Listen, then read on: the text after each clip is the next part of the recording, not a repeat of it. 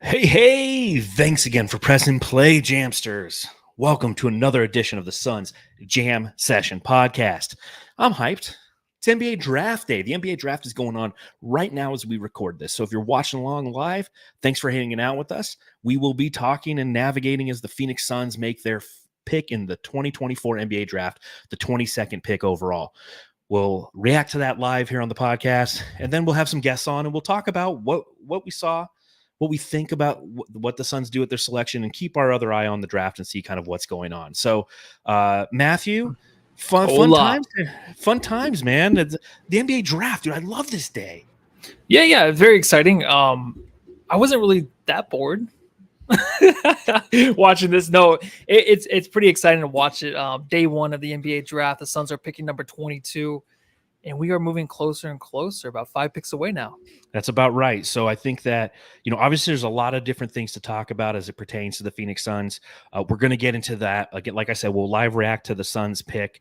But a reminder to everybody, if you happen to be watching along live or listening later, thanks for doing so. Thanks for hanging out with the Suns Jam Session Podcast. My name is John Voida, managing editor of Bright Side of the Sun and KD's number one fan. He is Matthew Lissy. You can follow him at number two fan. You can follow me at Darth Voida on Twitter. If you don't block me like KD did. Good times, great measures. We're going to have a fun podcast here. So subscribe, rate, review, drink a little something. It's draft day, baby. One of my favorite days of the year.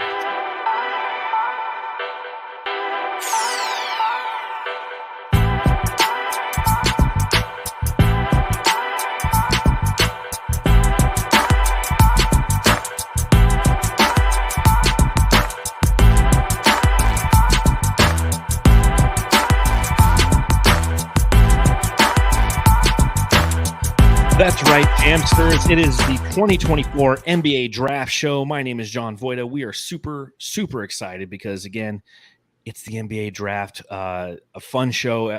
Matthew, the last time we got to experience this was 2020, which, of course, can bring me my first question.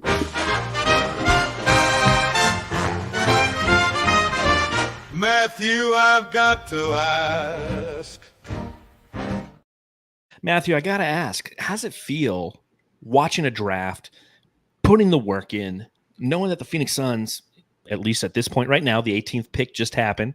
It was actually De Silva, one of your guys, Tristan De Silva from Colorado, went to the Magic. Very disappointing, yes. So some of the guys that we talked about on our last podcast are starting to come off the board or right that point of the draft. But tell me, how does it feel to actually sit back and watch the draft, knowing that the Suns have some skin in the first round?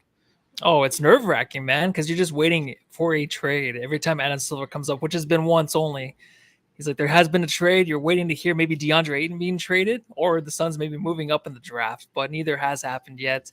But it's exciting to the point where you can maybe get some youth on this team. I know that Tristan De Silva, one of my guys that just went, is like a perfect fit for the Suns team. He went to the Magic. The Suns still have some options left on the board. But will they pick? Will they not? 5 picks away, dude. It's still up in the air. So a little bit of anxiety, man. What about you? Yeah, 100%. It's one of those things where this is such a weird and unique draft because there is no true top end talent.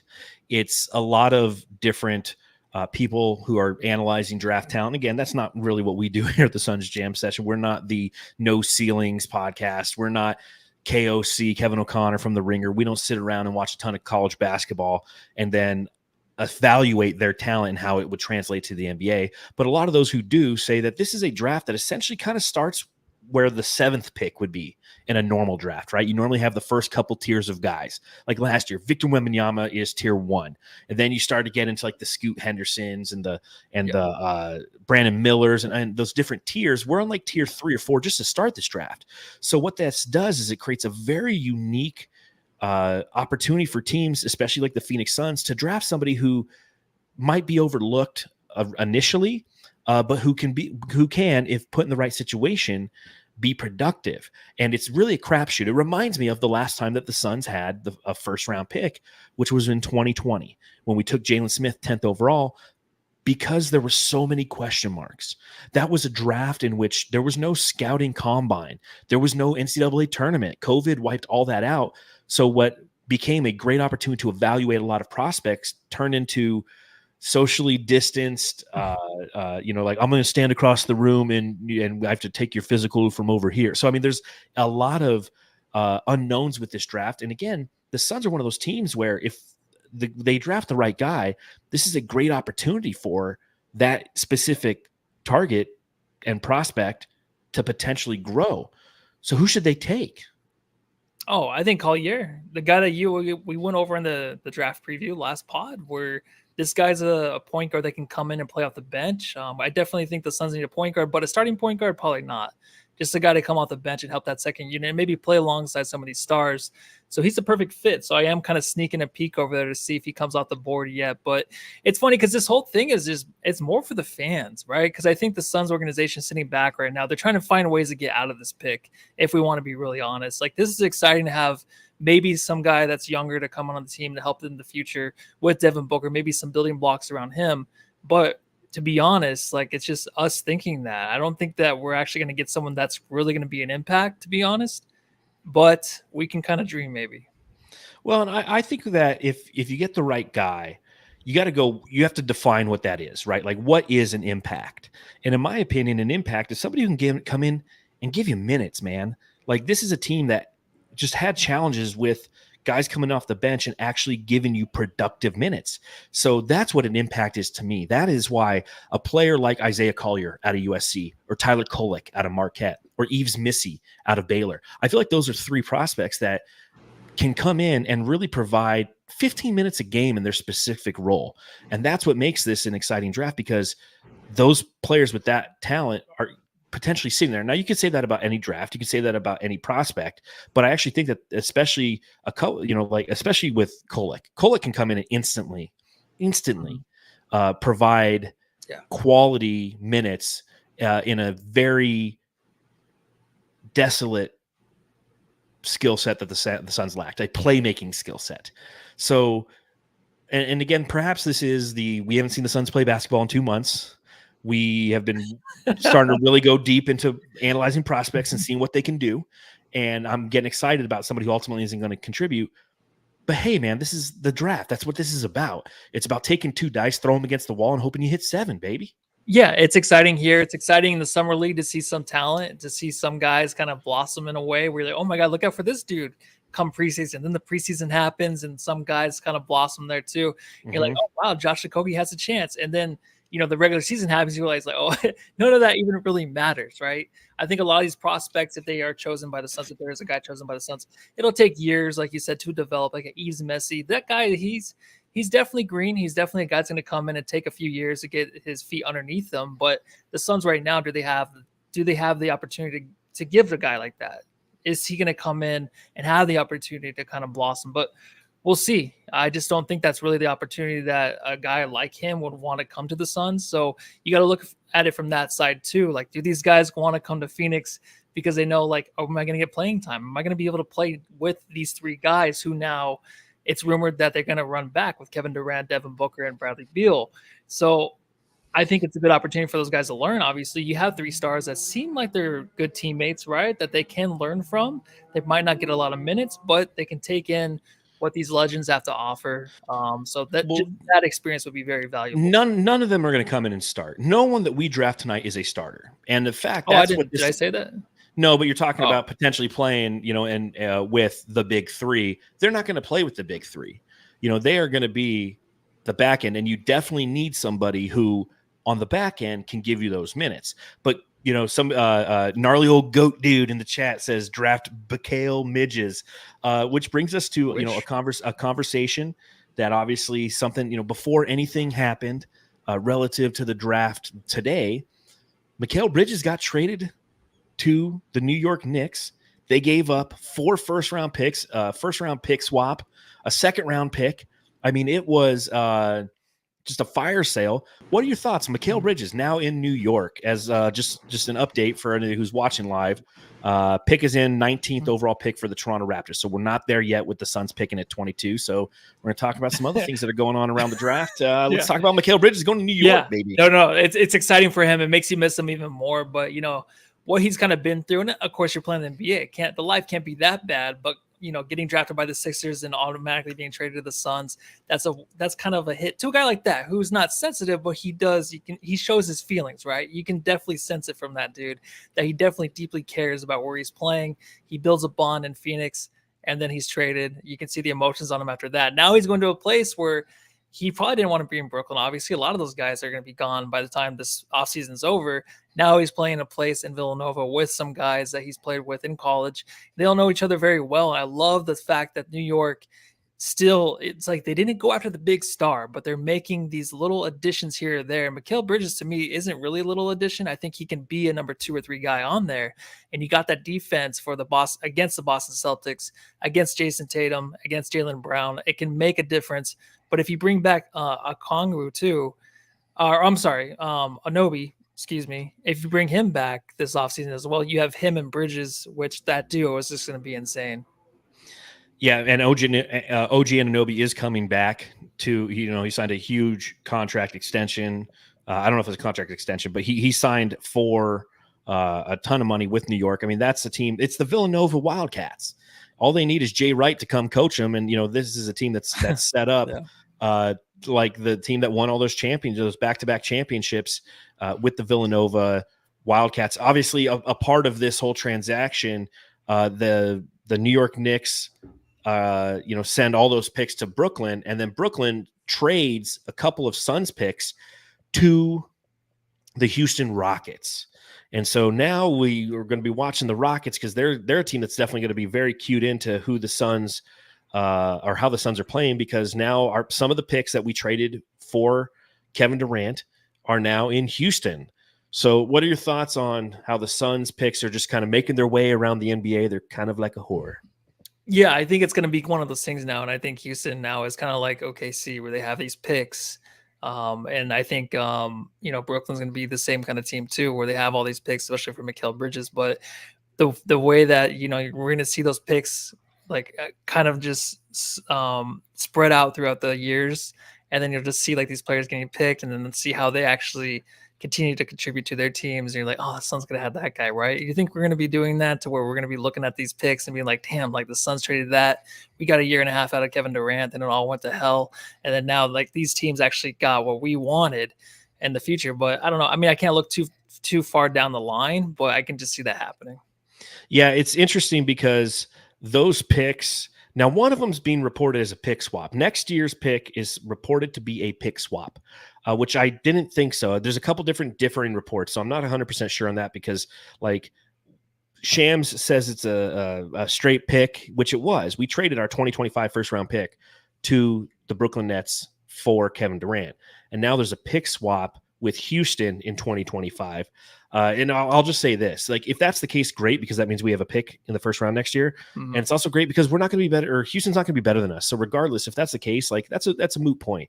That's a pick that we're going to end up drafting where we're at anyways. So I'm not really worried about how Houston's performing and, is that's a guy we could have gotten, because you never know, in that specific slot based on the needs of a team, if that is who ultimately they were going to pick. But that being said, it does remind you that the Suns' future is out there on the whim. They don't control a lot of it. They control tonight. They control their 2031 pick. So, it's one of those things that we're continuing to kind of watch at this point is, are the Suns going to trade back, or are they going to actually engage with this 22nd overall pick here? Do you think that the Suns are going to trade back, or do you think they're going to stand fast and keep at this pick? I think they're trying very hard right now to trade it. And then if they can't, then they get their top guy. I don't know how excited they are to draft a guy, honestly. But I really think this team's really focused on two things, just getting those 3 back next year, and Kevin Durant, Bradley Beal, Devin Booker, and just kind of getting a guy that can just fill in a spot, like you said, the 15 minutes or 10 minutes off the bench, and just go from there maybe. Or else, if they're looking other ways, if they are looking into trading Kevin Durant, which is always a rumor that's going around now, especially Devin Booker, that's a big thing too. But with Kevin Durant, obviously they just said that's not going to happen, but it was floated out there before the draft yesterday. And then Twitter was going crazy. How could this happen? Right. But it was a thing there for a little bit. So this team obviously wants to think like, hey, we got these 3 guys. We have the 1-year window. Obviously, if it doesn't work, we have to blow it up. Do we just want to do that now? Because we know it's not going to work. If we want to get picks back and then maybe get some guys around Booker, or are we just going to get one guy in this draft and just stick with it, stick with this team going into next year, and just kind of be confident in these guys that we have around Booker right now? Why do you say that you don't think the Suns are excited to make a pick tonight? Oh, because they're not a pick team, man. I think when I say the Suns, I mean James Jones. I don't think they Yeah. want anybody. I think, especially like a guy like Matt Ishbia, I just don't think that he right now wants to really invest in anybody that's really that young. I think right now he's really building on getting these guys to the finish line based around just guys that are experienced that can play alongside Kevin Durant and Devin Booker. That's his plan right now. So I wouldn't be excited. I just want it because I just think the talent right now, like you said, maybe there's a guy that can play 10 minutes, but does that make a guy like Matt Ishbia or James Jones excited, or Kevin Durant or Devin Booker? Probably not. Yeah, based on the recent history, I would say probably not. They like the big names. They like to make the big swings and go for the big guy. But obviously, due to the contract issues that this team has, the second apron restrictions that they face, those are issues that they're going to have to navigate, and they're going to have to learn in this new NBA and this new world on how to operate and see value in what these draft picks are, even if these draft picks end up being the 14th and 15th guy on the bench. And that's very well true what could happen. So I'll ask you this, again, 20th pick, the pick is in for the Cleveland Cavaliers. So we're just a couple picks away. I'll ask you this. What is the perfect scenario for the Suns in this draft right now? Do they take this pick at 22? Do they trade back? Like, what do you think is the best possible situation for Phoenix? I liked your scenario where they do trade back with New York, maybe get a couple picks, but I think it's just getting that backup point guard or the backup center right now. And he's Messi or else even Collier. So those are the 2 guys that they're probably zeroed in on. And also the defensive minded guy. I can't forget it. I can't remember his name right now. Ryan Dunn. So that's one dude that I don't know if you're going to mention pretty soon, but that's one guy that Flex from Jersey even talked about that the Suns are interested in. And don't be surprised if they actually do look into this guy. So I want to be, that is a guy. And I think he even said it too. It's like a dude that the Suns will get because we just aren't even thinking about him. And they will pick up right now. It's like, that's why I wrote it down. Yeah. So that's probably, it's like, what do the Suns need? We need a backup point guard. We need a backup big. What do we draft? A wing. Yeah, it's par for the course. And, here we are again. We're a couple minutes away from the Phoenix Suns making their pick. And so I'll tell you my dream scenario, right? My dream scenario is the Suns trade back, probably with New York. New York has the 24th and 25th pick, although I'm not even sure if that's true anymore because of all the trades that happened with Mikal Bridges. But let's say that they trade back. They got the 24th, the 25th, the 38th. Maybe they trade back. Utah's another one they're talking about. Utah, I think, has the 29th and the 32nd, something like that. Trade back, give them the 22nd pick, take that 29th pick, and you might be able to get 2 of the players that we're targeting. If you look at the best available right now on Jay Billis's board, Tyler Kolek is 5th. Missy 6th. Dunn is 9th. I mean, and the 20th pick is occurring as we speak. The Cleveland Cavaliers are choosing. Sorry, you already spoiled it. Nope, Jalen Tyson. He's talking about Ryan Dunn from Jackass. That's what I was talking about too. So Jalen Tyson just went. So now New Orleans is on the clock, and this is a big one because New Orleans is the team that might take Yves Missy ahead of me. So, so there is this trade back possibility that exists for the Suns, in which you can garner a couple of those contracts, potentially productive players who can provide minutes. But worst case scenario, these are rookie scale contracts. Then they could end up, like I said, being the 13th, 14th, 15th guy on the bench. That's okay. That's what you need right now. We're not going to have, and I know that everybody thinks that this is how every NBA team is built. Like, tell me who the 10th guy on the Boston Celtics who just won the championships. You can't. Every team is a 9, when it comes to the playoffs, a 9-player rotation team. But when you start to get down to the 11th, 12th, 13th, 14th, 15th guy on the bench, like that's the guy who's getting you through a road trip, the second night of a back-to-back in Philly in February. Yeah, picking up food late. Yeah, what you mean? Yeah, 100%. Somebody's got to go. Somebody's got to go do it. Someone's got to go out at midnight. So and that's what they're designed for. So you got to fill your bench appropriately. Why not fill your bench with a couple of guys who, like I said, potentially could contribute, maybe contribute 2 or 3 years down the line. And this is step one, is get him there. That's how I look at it. So but again, best case scenario, if we pick at 22, which is a pick away, The Sun. Well, Matthews gets so excited he throws his mic around. I was like, fuck this. But number 1A on my list is Tyler Kolek. 1B on my list is Eves Missy. For obvious reasons, Missy lines with Lissy and yada yada. Obviously, man. So Lissy. It's exciting. I think what really my biggest takeaway and from all of this is like it's exciting to have a first round pick. It's exciting to like look at guys and get excited about them. But then once it all just unfolds, you're like, all right, well, I don't know. Does this guy even do? Is he going to actually improve this team at all? And I know you said the 10th guy. It's fine, but like. Then it's just kind of like all washed away. And I think, like you said, I think all it has to do with is the Suns not playing basketball right now. They're not playing regular season ball or playoff basketball. The championship's over. So just focusing on basketball, just holding on to it as much as we can until it's gone for about a month and a half. Then that's why I'm so excited. Exactly. Yeah. That's what makes draft day so much fun, is because it's NBA 2K time. We're talking about scenarios that can improve the Suns moving forward. And that's what we all want and need from this team is improvement. And the draft is, again, something that it improves every team. It really does. Every player starts off as a draft pick at some point, and you go through the history of the draft of the Suns, and there's so many near misses and almost because the guys were right there and they just chose the wrong guy. We have a chance. Again, 22, I think we're sitting in a good spot. There's good talent out there. Waiting to hear, I'm still like, I'm watching my notifications. Twitter. I got my notifications in case Woj says there's a trade. That's the one thing. Like I'm interested because the Suns aren't going to trade the pick like 4 picks ahead. They're going to get on the clock and they're going to be like, and they've traded the pick to the Utah Jazz. And of course, in a very anticlimactic manner, if that's what occurs, the second round is tomorrow at 1 p.m. Arizona time. So we'll sit around and be like, all right, Suns draft. And then they're like, we're going to trade into the second round for 4 second-round draft picks. Right? Okay, never mind. Everyone, have a good night, Jamsters. Yeah, we don't want that to happen. No, we don't. And I want to give a quick take on the whole, Woj talking about Kevin Durant and Devin Booker. And then also KOC, released, hey, how would you guys feel as Suns fans if Devin Booker were to be traded? Is this anything to do with Ishbia paying these guys to do this? Because I do think that Ishbia bases a lot of what we see on Twitter and how he runs his team. Do you think that's just leaked for that reason? No? No, okay. Woj is the only one who's really pushing the KD narrative. He doubled down on it last night. There's no world in which the Suns are trading Kevin Durant. And I don't No, I know that, but do you think it's just this? Eves Missy just went to Portland. Damn. Well, KOC got that one right. Or to New Orleans. I'm sorry, to New Orleans. So the West is getting big.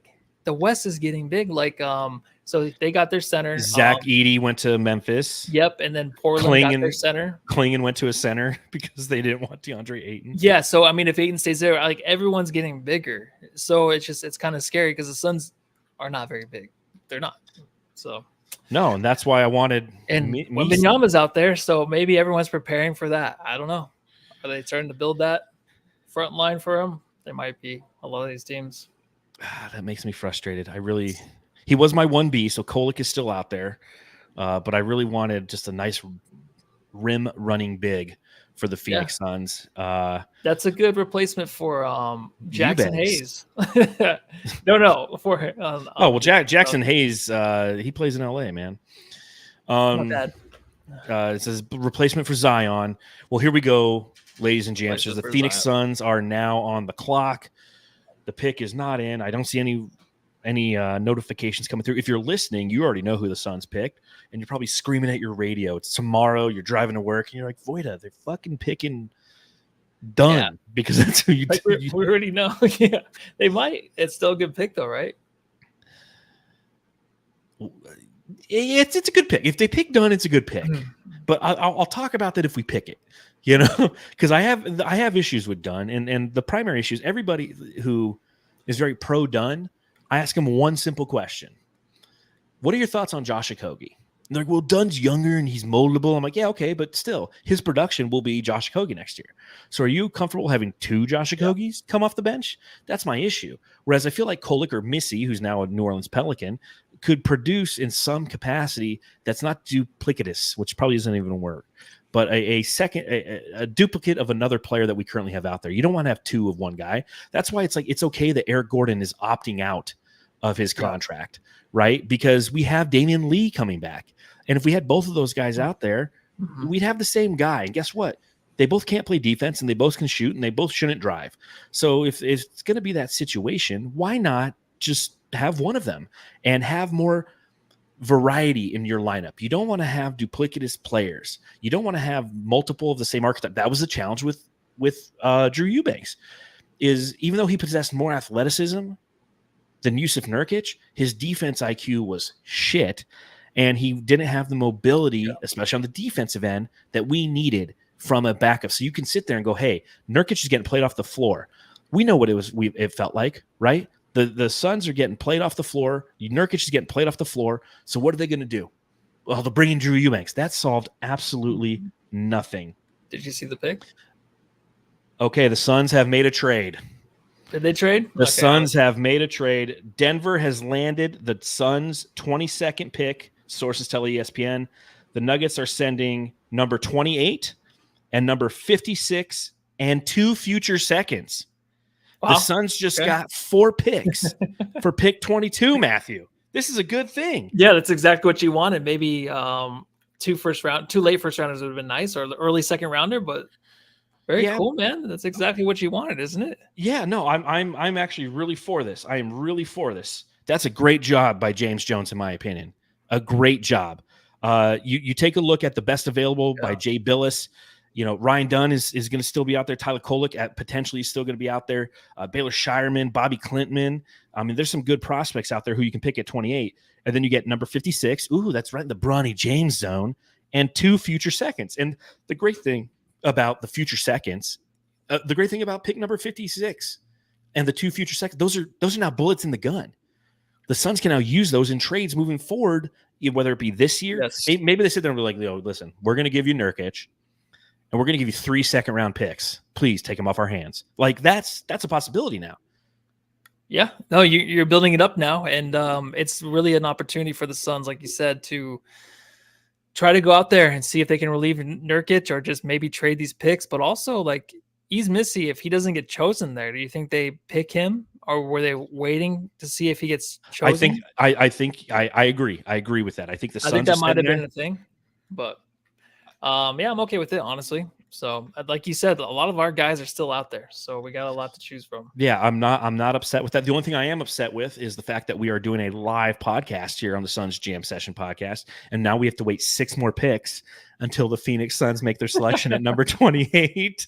You know, so what else we can talk about? Oh, we can talk about. That's a long silence. What we'll do? Hold on, I'm creating a graphic real quick. You know, trying to do 10 things at once. Shit, I gotta ask somebody at Brightside to fucking write about that. Nah, we'll do that eventually. So again, coming through the wire, the Suns have traded their pick to the Denver Nuggets. They get the 28th pick. They get the 56th pick. They get 2 future second-round picks. Thanks, Denver. Thanks, guys. I kind of appreciate that. Well, now I'm interested to see who Denver's going to end up taking. That's here. what I was just going to say. Like, I wonder who actually did they get a guy like Kolek? They probably do. Like, the 2 guys I want go back to back, and we get neither of them. But I just think that they're going to package these picks too. I don't really see the Suns making any picks. Like, you know what I mean? Like, I just don't think they're really dead set on anybody. So, I mean, do you think they even push back even further? Is there a way to trade for the 30th? It's potential. They might take these 2 picks. Because here's the challenge with this is, like, the team that they just traded with is Denver. Like, those are not good picks. Yeah. No, granted, like, it's 3 second-round picks, you know, the 56 in this draft and the 2 picks after that. Unless Jokic has an ACL tear and they have a horrible season. One of those seasons, you know. But even then, if like it's the best possible situation for the Phoenix, it ends up being pick 33. So ultimately, but again, it's ammo in the gun. They could sit there and say, hey, we'll take these 3 picks and trade them for 5 second round. I mean, who knows? They're rebuilding their draft capital. That's the point. So they're showing it on ESPN right now. So all for this trade for the Suns. Again, they might have wanted Misi, and the Pelicans sniped him. So where's our war room though? You know, I thought we maybe would see our war room on our pick, but who did they get? They just took Deron Holmes the second out of Dayton, another guy who the Phoenix Suns were looking at, a center. So an interesting pick for 6'9" center. Yep, 6'9" center, right? Yeah, an athletic guy, but an undersized guy. Yeah. So a guy who I didn't even give two thoughts of necessarily of looking at with Phoenix because he didn't meet the measurables of what I thought the Suns could utilize at that pick. So traded to 22nd overall. Yeah. Okay. Well, I mean, everyone's getting their centers but the Suns. I don't know if this is a good thing or a bad thing, or, you know, it always just makes me wonder. It's like, what do the Suns have up their sleeve? Because that's what I continue to think always now. Because with all these guys coming to Phoenix and wanting to play with Booker, it's like, well, something else is going to happen. We're going to get somebody else, and this thing's going to be even more magical here in Phoenix. So that's always on my mind, where this is never the end. It's always going to continue to go and go until we get that other prize where it's maybe, I don't know. Who knows? Who knows what they're going to do, dude? Maybe they're going to trade with the Portland Trailblazers because they just drafted a center as well. And they're like, yo, give us DeAndre Ayton. We'll give you Kevin Durant. Would you, if that happened though, Booker would be gone. Then Booker would be gone. Booker would be like, what the fuck? He's like, I think I've had enough. And the thing is like, okay, so if Ayton is traded again, what do you think? What is it like to play with that guy? I'm just saying, like, if he is traded from the Trailblazers, a team that was nothing, that drafted a center, and you would think that's DeAndre Ayton's a perfect piece. He's going into his 7th year, right? He has to like actually own it now to be a more dominant center in the league. And it's like, if he gets traded, it's like, dude, I just want to hear like what really goes on. Does he just not take it seriously and they just know they can't build around him? That might be it. But I wouldn't be surprised if he was traded though. I wouldn't either. It's interesting, you know, obviously talking about the Portland Trailblazers and the fact that Klingon went to Portland and they already had a center. His name is DeAndre Ayton. But I think what makes it interesting is the fact that it's something that we used to talk about once upon a time, right? We used to talk about, wow, God, wouldn't it be nice if DeAndre Ayton could just be the 4? Yeah. You know? And he wanted to do that too, yeah. And he wanted to do that too, right? Yeah. I don't know how much of his game is designed for the 4. You know, he from a defensive standpoint, I think he'd excel. He's a good perimeter defender. He can move his feet. He's got great lateral quickness.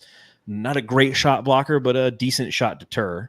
And he wouldn't have to plant himself in the paint like he had before, so it wouldn't be something that he probably would have too hard of a time adjusting to. Offensively, I think now granted, would he start shooting more threes? Almost undoubtedly. But I think it's them saying, hey, we're Portland. We're just going to start throwing shit against the wall and see if it sticks. They've probably had some conversations with DeAndre Ayton. He played a little power forward at the U of A, and he enjoyed it. It's something that we thought about potentially. I mean, remember when Aaron Baines was here, and we're like, yo, put Aaron Baines at the 5. Get DA some 4 minutes.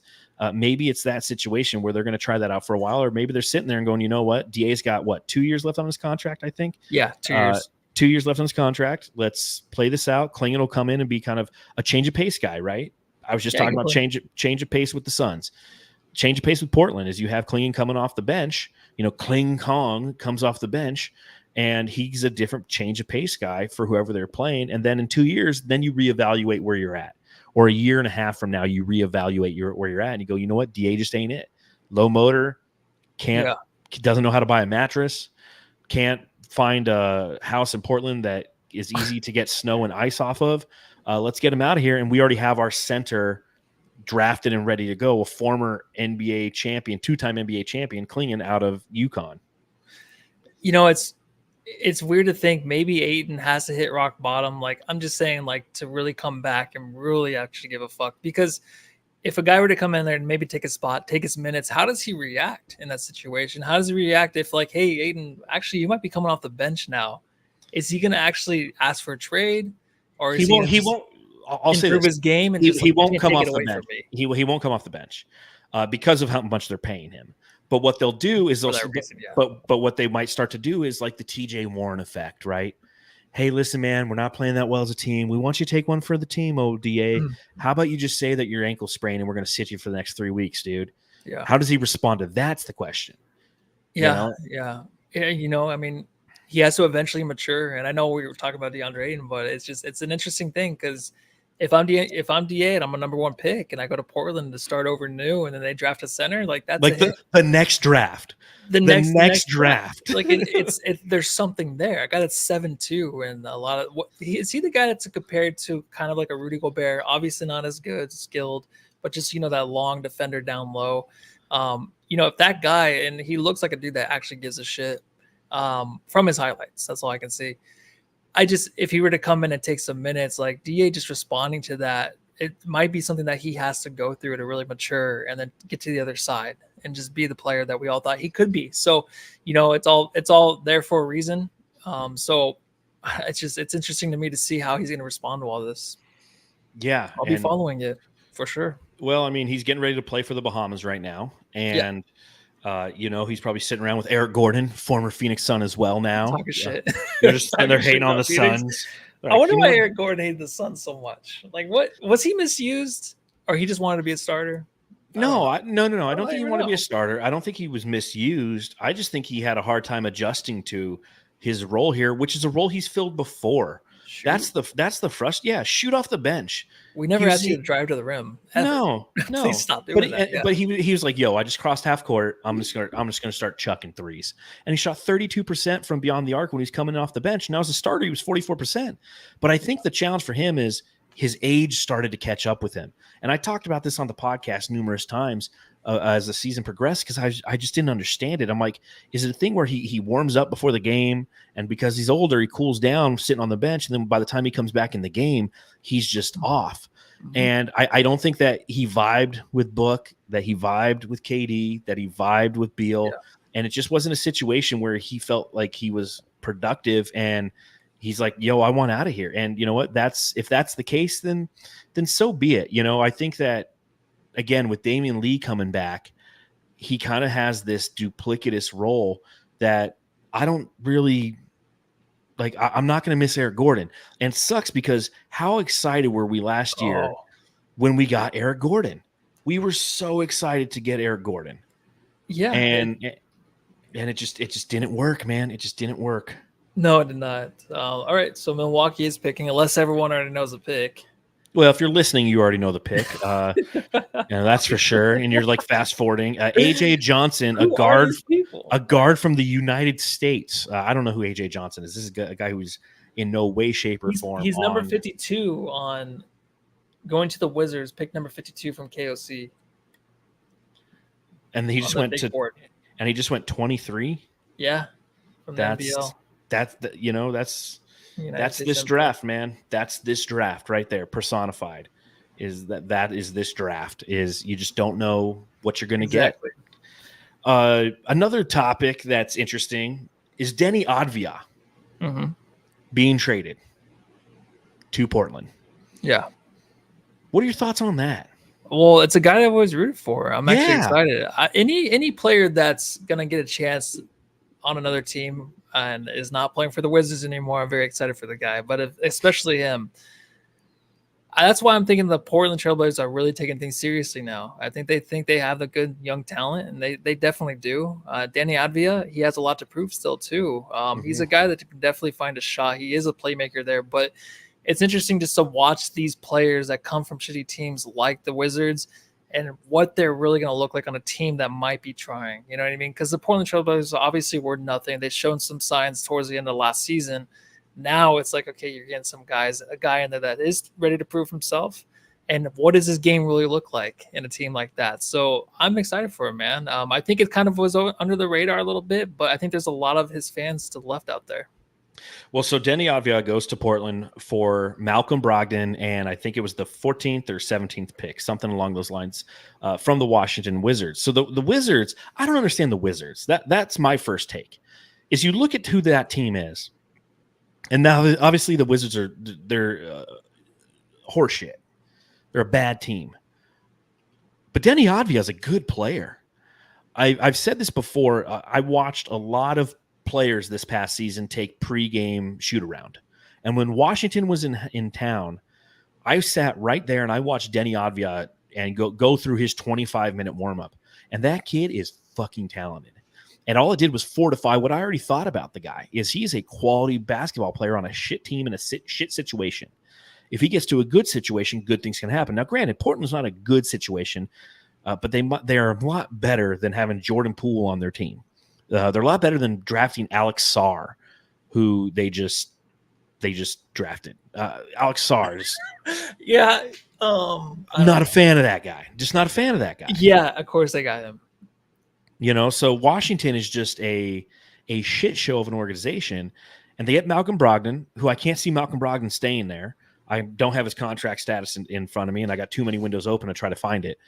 But I'll tell you this: I just I think that Washington. Now, granted, Washington I think just traded with the Knicks to get the 24th pick in this draft, and obviously the Knicks, the upcoming picks, the Knicks, Washington, whoever's 27, and then the Suns. So we're still like 5 picks away from the Suns pick, but there are a lot of good prospects still out there. And I'll answer. Mark Brooks in the chat asked that question. He goes, what prospects will be available at 28? Anyone think Kolek will fall? I do, and I hope. But what Washington is doing is just something that is has me bewildered. And if I was a Washington Wizards fan, I would be frustrated for multiple reasons. One, you have Landry Shamet on your team. I mean, right there, you've got to be just banging your head against the wall, not happy in any capacity. And then you're trading away one of your – wow, the Knicks are now selecting 25 and 26. So as I'm sitting here – 24, 25? They were 24, 25. Now They're 25, 26. Washington essentially paid Washington, who is the 26th pick, moved up 2 slots. So there's somebody that they keyed in on that they want and they need to have. Going back to Mark Brooks' question, looking at some of the players that are still available in the draft, Tyler Kolek still there. The best available players right now, at least per ESPN, you have Johnny Furphy from Kansas, shooting guard, Keyshawn George from Miami, who I think is who the Washington Wizards are going to pick right here. They moved up and they're keyed in on Keyshawn George, shooting guard, because Jordan Poole sucks. Kyle Filipowski from Duke, power forward, who's like a 7-foot power forward, who I'm not a huge fan of. Isaiah Collier from USC, who Matthew mentioned earlier, and somebody I've written about and I think would be a good fit with Phoenix. Tyler Kolek from Marquette is the 5th best available prospect per ESPN. You have Terrence Shannon Jr. from Illinois, Baylor Shireman from Creighton, Ryan Dunn from Virginia, Bobby Clinton from Sweden, and then some French guy whose name I can't say. And that's like the next 10 guys. So of those 10 guys with 5 picks, like there's a chance that the Suns will take one of those guys. Hopefully their guy falls to him, and then it really looks like a smart move by Phoenix, right? Yeah, I mean it's one of those drafts too where you're kind of like, why would you want to move up? Why do you want to go up and try to grab one of these other guys? Like you said, Washington's one of those teams, of course, in a draft like this that would make that move, but you're sitting comfortably anywhere in this draft because there's even guys like my guy Trenton from NBL United States. Trenton Flowers is, he's available still, but he is like 57th on KOC's big board now. All of a sudden, he dropped pretty low, but he's still available. So, I mean, if you're moving back, and as a fan and as a franchise, I think that's huge, especially if you're just gaining those picks. Yeah, Trenton Flowers. Where'd you say he's at now? NBL. He's Australia. No. Where's he on KOC's big board? Oh, 57. Well, he was supposed to go 57th to the Denver Nuggets. That's where he was projected. So you're telling me that the Suns could get Isaiah Collier or Tyler Kolek and still get your guy. You still get my dude Trenton Flowers. Because now they have a second round pick. Now we have to give a shit tomorrow. That's one of the things that I am a little bit upset about. Again, the draft starts at 1 p.m. Arizona time tomorrow. Of course, I have a call right at like 1 o'clock. So I will. Why not do it on the weekend? Yeah, well, I know they moved it up tomorrow because it's the presidential elections going on tomorrow night. So Oh, okay. I assume that's why they've moved it. Like, Debates? yeah, did I say the election? Yeah, they're the first presidential debate is occurring. Okay. So I get it, but shit, man, it's the fucking NBA. You should have done this Friday, Saturday, right? Why are they so afraid of everything? I mean, is anybody going to be really watching the debates? I'm going to be Or watching it. is Trump on it? Yeah, it's Trump versus Biden. Like, that's must see TV, man. There's no way. Is it really this weekend already? Hold on, dude. There's no way that Biden's. Is he really going to debate Trump? Yeah, tomorrow. It's going to be interesting, What? that's for sure. Yeah, they're both going to be drug tested, I guess. Yeah, This is going to be interesting. if you're not an American, if you're watching or listening to this from somewhere else, just be happy that you're spared it. If we make it to the election, I'd be surprised. Not saying that the world's going to end, but just saying that we actually elect one of these presidents. But this is the best that America can do. That's the sad part. It's like here's the crazy thing, and I know I'm completely going off topic because we're filling time. Bill Clinton, who was president from like 1992 to 2000, is like 3 or 4 years older than both the candidates right now. Yeah, isn't that crazy? Are you asking why is he not running? No, no, legally he can't. Okay. No, it's just it's absolutely bonkers to me that like we have these two just old. Anyways, let's get back to. It is bonkers, dude. Let's talk the draft. What's going on over there in the draft? Keyshawn George. So the Wizards through the Knicks end up picking Keyshawn George. They had to move up for him. They had to move up for this kid. Kid from Miami. Same place that James Jones went to college. D Wig, Suns Jam Session Pit Political Analysis. Yeah, you want to know my politics? Everyone's an idiot. It's just like Twitter. And should I tell a story about how Kevin Durant blocked me today on Twitter? I mean, we got the. I think we should definitely fill the time with that. And you know what the thing is like, you can talk about it, right? You're allowed to. I don't care. I really want to wait for him to leave Phoenix and just like have this beautiful expose of like my experience with Kevin Durant as he leaves, instead of like putting it out into the ether and then like I have to go talk to him this year. But yeah, I mean, he's probably watching. He followed me. He called me a clown. I have that going for me, which is nice. Why did he call you a clown though? For what reason would he call you a clown? Because you write for Brightside? Yeah, pretty much, I guess. Because I'm associated with the local media. He hates the media. He hates all you. I will say this: it's been a beautiful day. It's been a beautiful day to purge all the KD stands from my Twitter, because all of them, I posted that he blocked me. And they're like, "Yeah, good riddance. You're fucking fake, motherfucker. You blow Devin Booker." I'm like, okay, block. This is great. A little block party going on. Like, fuck it. But yeah, Kevin Durant. Very, very touchy today. Very, very touchy. I don't know what it is. Maybe there's the debates coming up, man. Maybe that's what it is. Yeah, Coach Evan B in the chat. R.I.P. Darth following KD. The best part of it is when you texted me yesterday and you're talking to me about your experience, just again reaching out to him and stuff about the Houston stuff, and he responds. It's a good conversation. And then like 10 minutes later, you're like, oh, whoops, things went south quick. Yeah. It was just like that. Yeah. I get hating the media, but in Phoenix, is it really that bad? I don't feel like we've had one of the worst seasons here in Phoenix, and I feel like we were okay. Like, we didn't dog anybody. I don't feel like. I mean, yeah, we kind of did. No, I mean, we're fans. At the end of the day, and I get it. It's a fine line.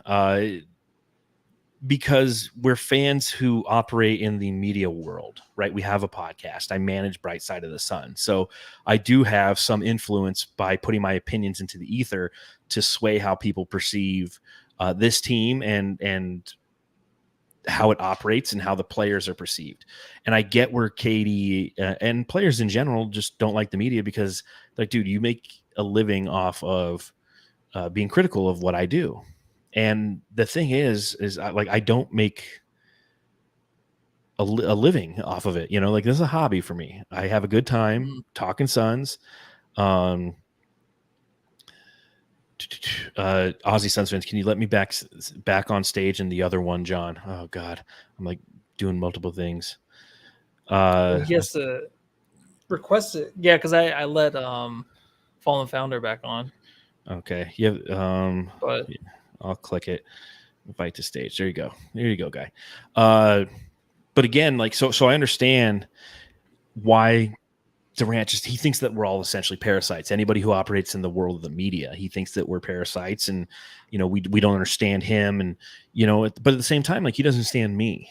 He doesn't understand, like, hey man, like I write about the Suns because I love the Suns, and it's a talent that I possess. I'm like I can write. I'm not a great writer, but I know how to write, and it's a talent I possess. And because I have that talent and I enjoy doing it, I'm going to do it. Just like he is good at basketball and he enjoys doing it. Well, guess what? There's ancillary stuff that comes from basketball. You have to deal with the media. You get paid a shit ton of money to do so. There's ancillary stuff for writing for Bright Side of the Sun. Is I do have influence, and it's not why I do it. I don't write to get clicks. That's the beautiful thing about Brightside is it's not for clicks. It's just to talk Suns with people like yourself, people who are listening, people who are watching, people who are reading what we do. And so I pushed back a little bit on that with him. I'm like, hey man, like, you say that I write for a lame site. Like, come on, man. That ain't cool. That ain't cool. No, that's pretty lame. And you know what I wish is, and he would never do this, is just have like someone, sit down and really just get the explanation. I know he's been with Bill Simmons. He's been on the podcast and he's talked to a long time ago, though. Yeah, a long time ago. And it was always really tense. There was always some tension in there.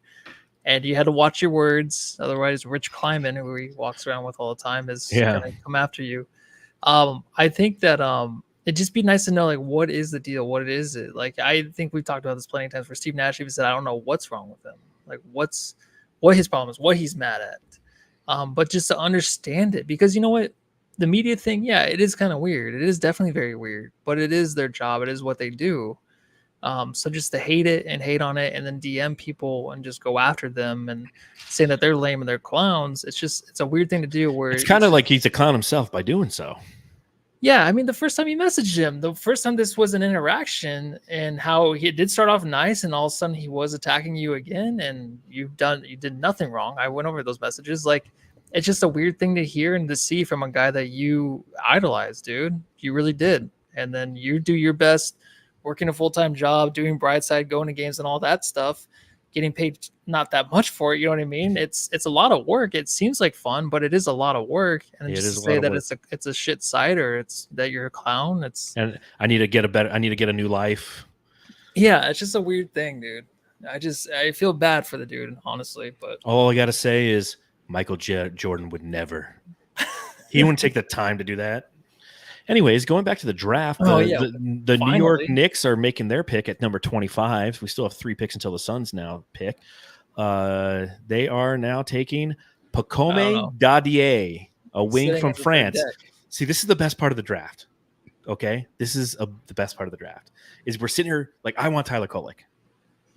So now we're watching to make sure that he's not picked. Yeah. And Andre Frank in the chat says, you're a great writer, John. In fact, one of the best. And Brightside is absolutely awesome. Well, I appreciate that, because it doesn't help when the players who you're covering just tell you that. He just got here too, and he's already going after everybody, which is fucking insane. It's like, you guys had a shit year. Let us just vent and then come back and play next year. Well, it's like it's Kevin Durant. You're fans of other teams. Like, am I not allowed to? Should we all just not watch your sport and you get paid like the WNBA? Is that what you want? Like, does that make you happy? He's like, there would be no sport. If there's no critiques, there's nothing. If there's no one watching the game, reporting on the game, there would be no fucking sport, dude. Everyone wants to know how these players feel, and after game interactions, they want to know their thoughts on the game. They all want that, and then things do happen on Twitter where people go after each other. But if you're actually reciprocating that and you're going back after somebody, you're just as bad, dude. So I don't know. Anyways, is what it is. And see, this is the kind of content that you get when the Suns trade down 6 picks in the NBA draft. I was hoping to be wrapping this thing up about now, but no, here we are, waiting for the Suns to get that draft pick in. Are there any other picks that you've been surprised at so far? It was kind of an interesting. Right? Yeah, Edie went to Memphis. Talk about that. That makes sense though. I mean, he just looks like a Grizzly though. They'll make it work, and you got to have that big guy next to JJJ. You have to, and they can't rely, I feel like, on these older dudes. And if Edie can hold his own as a defender down low, like, then you have JJJ playing the 4, which he's really good at. So I think it's a big pick by them. It's surprising, but I know you weren't a big fan of him, and he said he was overrated, obviously, right? And to go that high, even more overrated, maybe. But I think it's it just makes sense for that team just to see if it works out or not. If not, then you move on from him. Yeah, like I don't know if he's necessarily overrated because he a 2-time college player of the year. He's just not somebody I wanted. And who knows? I'll probably be wrong on this because I'm wrong on a lot of guys when it comes to the draft. But Edie is just he's massive. He's slow. He's definitely somebody who has the potential to be somebody who's a rotation player. But I just see I see injuries in the poor kid's future. He's too big. It's like he almost looks like Yao Ming. He's so big, and Yao Ming had a decent career, a couple all-star games, but ultimately fizzled out way sooner than you wanted, simply because the fact that his body just wasn't designed to play a sport that intensely. So I don't know. I just not super high on Edie. And again, him going to Memphis makes perfect sense. Perfect sense. And you talk about a team and he's a good defender, darn near a great defender. On the interior, on the perimeter, he'd get cooked all day long. And we saw that. Tyler Kolek, right? A guy who I'm very high on. You watch a lot of his highlights at Purdue, you'll see him, at Marquette, you see him going against Purdue and kind of just dribbling around Edie and then dictating the offense on how he's going to at his disposal, because that's what you can do when you play against a guy like that. Now, granted, that defensively minded team with Triple J there, Jaren Jackson Jr., it's definitely going to be a formidable opponent and a team that a lot of people it's going to be really interesting to try to understand who and what the Grizzlies are going to be next year. I mean, they're a team that fell off completely. Ja Morant issues, injury issues, horrible injuries. Just devastating injuries all year long. So they're not on a lot of people's radars. Yeah, I mean it's crazy how they go from a guy in Ja Morant who was like 2 years ago was my MVP favorite. He wasn't obviously really in the talks, but they had the opportunity there. A team that played very well without him on the court, and then all of a sudden it goes downhill. That's like how quickly and how precious these seasons are. And that's why it kind of frustrates me. And it always frustrates me when these players, especially last year, where the Suns were just kind of careless with the season. Like, oh, we'll get to it when the playoffs start. And that's really how it was. And it's just like, no, like you guys lost in the playoffs, obviously after winning 64 games, a team record, a franchise record. And you guys lost, but what, did you get sick? Did the elites tell you couldn't win? Like, it was still that season built up to that. Like, just look at the teams that made the finals. Like, the Mavericks got hot at the end of the season. They looked great. They took it seriously. They played well in the last 20 games. And then the Celtics had a franchise season, and they went right through the playoffs like the Suns should have done. So it's just like you'll never know when injuries are going to happen, when your team can fall apart. That's why I feel like playing hard and playing every game like it is your last is always a big thing for me, because it just leads into the playoffs, leads to the next season. It's just obviously more entertaining as a fan as well. No, I completely agree, and that's the beauty of the NBA is you never know what's going to happen. A couple comments I want to get to. Steven in the chat. Again, everybody who's watching along, thank you for bearing with us here. If you're watching along later, you just love the jam session because you're not fast forwarding to the part where we actually make the pick and then give our thoughts on it and invite a bunch of guests on and talk about it. But if you're listening, thank you ever so much for doing so. If you happen to be watching on Facebook, YouTube, or Twitter, head over to the Twitter account if you could. Just give it a thumbs up, subscribe. It really, really helps our algorithms and lets everyone know where you like to hang out. Steven in the chat says, dare we draft Bronny with our first round? Rich Paul did say he was going in the first round, and the Suns are one or two teams that game will work out. I got to say that the Suns could draft Bronny, but it won't be in the first round. We have that 56 overall pick now that we got from Denver by trading out of 22. If Bronny goes, I could see him going there. What are your thoughts, Matthew? Yeah, I don't think it's a thing now. I think, if you're looking to add him for a LeBron James thing, it's not going to happen that way. If you're looking to add Bronny James as a contributor to this team the next few years, I don't see that happening either. There's nothing that showed me that he's a guy that's enticing, to someone that I'm actually going to salivate over. I don't know why I said that, but ooh, yeah, I wasn't salivating over the dude. Well, that's good. That's a good thing, Matthew. Yeah. Well, I don't know. It's okay to salivate a little bit over these guys. But anyways, I think that you move on from this and it's fine unless there is something there where LeBron James does replace Kevin Durant somehow or something like that. I don't know, but obviously it's not going to happen. So I stay away Yeah. from the pick. What do you think? I don't mind it if it's a second rounder. I mean, I'd prefer somebody well. who, yeah, might as well. I mean, there might be some leverage that could be utilized somewhere down the line, but it won't be in the first round, as we both mentioned. Real quick, Dylan Jones was just drafted by Washington. That's a pick that actually the Thunder, I believe, traded into 2 picks ahead of Phoenix. So that's another player who is off the board that wasn't Isaiah Collier or Tyler Kolek. So Minnesota. Or Ryan Dunn. So Minnesota's on the clock. The Suns have the next pick. So we're going to have a shot at one of these 3 guys that we've kind of keyed in onto. So the Suns traded back, still have an opportunity at these guys.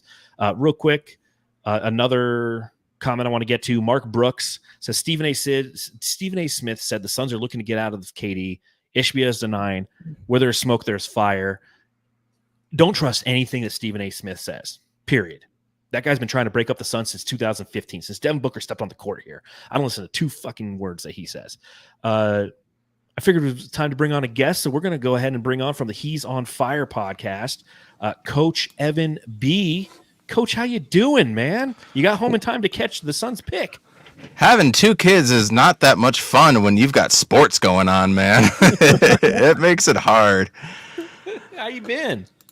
Been good, been busy, excited for tonight. You know, honestly, this is one of the least amounts of research I've done on draft stuff just because I just had a feeling they were going to trade back, and I didn't want to fall in love with anybody either, you know what I mean? I didn't want to be like, oh, I want this guy, I want that guy, and it's probably going to be someone we don't know. But with that said, I kind of want there to be like a forward to be picked right now. I don't know if I want a point guard to be picked and having a young guy handle the ball with all these vets that we have in a win now mode situation. But team BPA, John, best player available. Get the best player that you think is the number 1 on your big board, and I don't know if you could fail. I like it. Talk, Matthew. Yeah, you know, can you hear me? Can you hear me? Yeah. Definitely. I'm just like, I couldn't hear myself on my microphone, so I thought I was muted or something. Well, we started this podcast as soon as like the Suns, I think, were 3 picks away from their pick, and then now they're 28th, and we've been filling time and talking about this draft in every way we could just to fill up the time. But yeah, a forward sounds nice, and that is Ryan Dunn, Coach Evan B. That's a guy that you should look up because it seems like that's who the Suns are going to get. Is it just a defensive-minded guy to come off the bench? So no point guard needed. There's no big left that we're all excited about. Needed. So, well, I mean, yeah, if we get Collier, it'd be definitely very nice. But or Kolek, why? Yeah, why are you afraid of Kolek? I don't know. I saw a comment about Kolek, and it's just like he's like the next Tyler Johnson or no, who was the TIE Fighters? Who was the other one? Ty Jerome. Ty Jerome. Everyone compared him to Ty Jerome. So no, like, maybe I don't know if I believe that guy, but that's kind of my head. No, so if you watch the Tyler Kolek tape, and what I like about him, he's a 4-year guard. He's 6'3", lefty, great shooter. And what I love about him is the way the pace in which he plays. He's somebody who can speed it up, close it down, drive. He does the Steve Nash. He drives the baseline, looking for an opportunity to find and set up his teammates. But he also can finish through contact. He's got a good floater. I think he's got a lot of his defense is probably his weakest spot.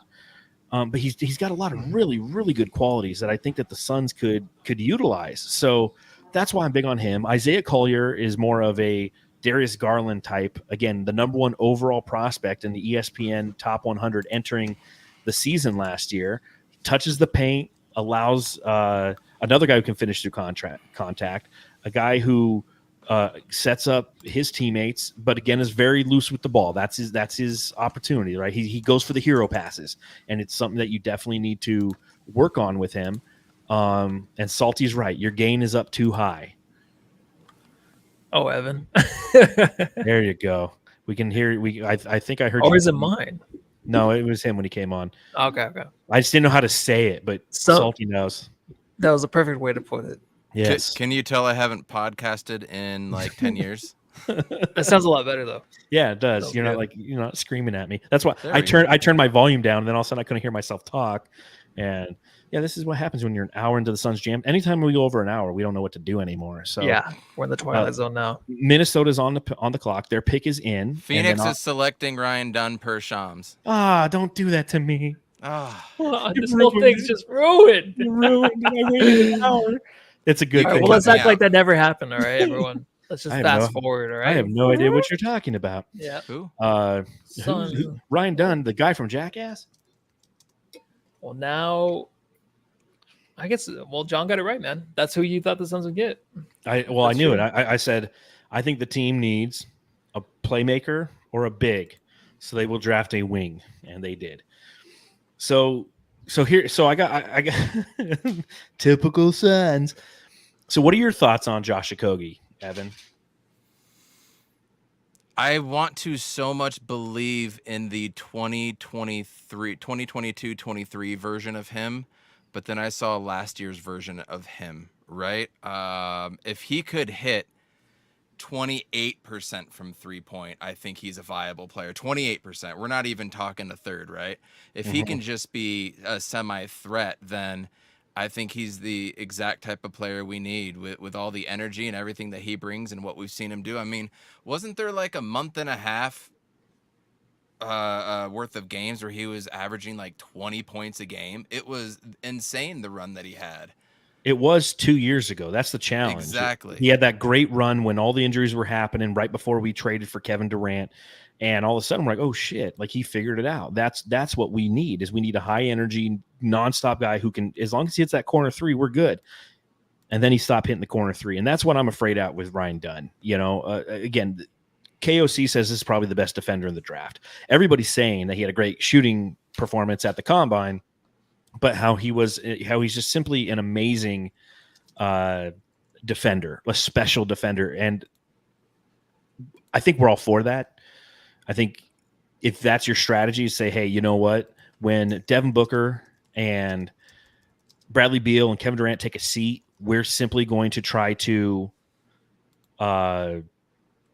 shut down the opposition from scoring, then that's what you do. But I'm afraid because this kid can't shoot. He shot 20% from three last year, you know? So we'll see. We'll see what the returns are on him and how he can contribute to this team, which is in a defensive mode. And Matthew, we were talking about it earlier, you know, when you draft this guy, you're not saying this is going to be our eighth guy, you know, in our rotation. Like if he breaks the 9th or 10th spot, like that's a great draft pick. Maybe this is going to be maybe this is like penance for letting Tamani Kamara go. Maybe, yeah. And, you know, it's always just nice to have the defense too. If you're not going to get your guy offensively that can just come in and hit shots, like the guy from Colorado, and I totally forgot his name, but Tristan like a De Silva 6'8" or Cody Williams? Yeah, De Silva. Yeah, De Silva. If he were to come in, you know, just hit his shots, just know his role, basically. Jabroni. Then if that's gone, go defense, man. Just have some guy in there. It's like, hey, can you work on your three in the offseason like Josh Okogie won't do? And he'd be like, yeah, Nick, just give me an offseason. I can probably improve that 36 to 37%. We'll see. But that would be nice to have that. Just because Okogie is coming back, there's still a lot of fans of Okogie, including myself. But it just depends what he wants to do in the offseason and how much better he wants to get with that three-pointer, because that's why he was missing. But also, like, he's always the guy, too, that comes in every season, has a good stretch, like Evan was saying, and then all of a sudden he's just kind of gone. So it's like, what keeps him out of the rotation? Was it just the coach? So with a new coach, we'll see how he improves. And also just seeing if we get this defensive guy in the draft, like how much that's going to push these guys in practice too. Let's see it. Dunn from the University of Virginia. We fucking missed it. Did we just get Dunn in there? I got Dunn. Oh. Ryan Dunn, Virginia. At least he's there. He's in the section 103 though, dude. He's not over with all the tables. No, yeah, they're like he's got to climb down from the second story. So they're on ESPN, they're talking about him. But played a post grad year at Perco Miami School in Pittsburgh. Only UVA player in the last 25 seasons with 50 blocks and 50 steals in a single season. Again, this kid he is amazing on defense. He is the best defender in the draft. I can honestly say, dude, he's rocking like Chuck Taylors. I love this kid already. This is the best draft pick ever. He looks like who does he look like? from New York. Who did they draft? RJ Barrett. RJ Barrett. Looks like RJ Barrett. Yeah, you're right. He does. No, yeah, I'm pretty stoked. I mean, they traded back. They got some extra picks, and they still got a guy they wanted. So this all worked out. The trade was really, really good in hindsight. It was a great trade because we get the 56th overall pick and we get 2 future picks. Trade Nurk and those 3 picks, and we're all happy. Yeah. Well, good. Well, there you go, Jamsters. We made it. The one thing about Ryan Dunn, though, and the shooting, if there's anything that you can improve in a short amount of time in the game of basketball at that level, it's shooting. That's the one thing you can improve. So you got that, and now he's going to have to guard Beal, Book, and KD in practice over and over and over again.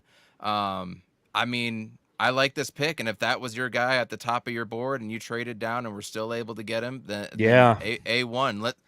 When does Summer League start? I want to see him in Summer League now. Yeah. We have a reason to watch Summer League. Do we need shooters, though? Do we need shooters? I think we have enough scoring, right? It's just the defense. So that's the way to look at how Phoenix navigated this. Is they go, you know what? We need defense. Let's get the best defender at 28th overall and garner more assets.